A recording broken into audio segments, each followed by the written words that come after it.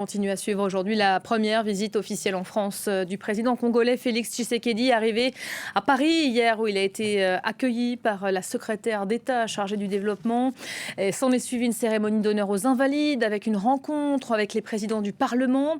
Signe de l'importance que Paris a voulu apporter à cette visite. Une nouvelle séquence a lieu donc aujourd'hui.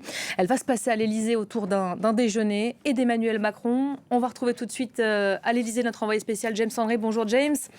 Vous vous trouvez donc devant l'Élysée où Félix Tshisekedi est attendu pour ce déjeuner et cette conférence de presse conjointe avec le chef de l'État qu'on va vous faire vivre en direct tout à l'heure.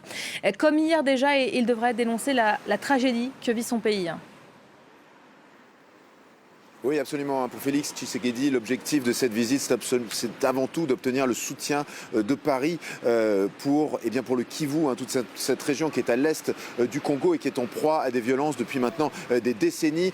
Selon la RDC et selon Paris d'ailleurs et l'ONU, les rebelles du M23 qui opèrent dans cette zone et qui ont effectué une poussée militaire importante ces 2 dernières années, qui aujourd'hui encerclent Goma, sont soutenus par le Rwanda.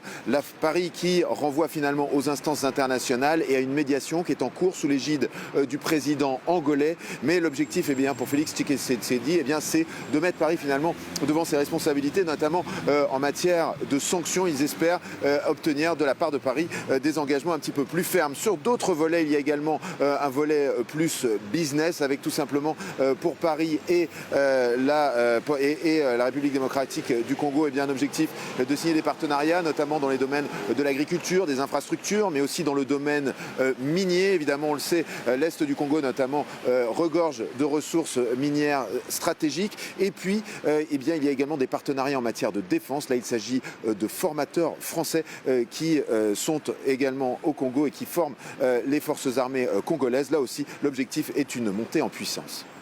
Merci beaucoup, James.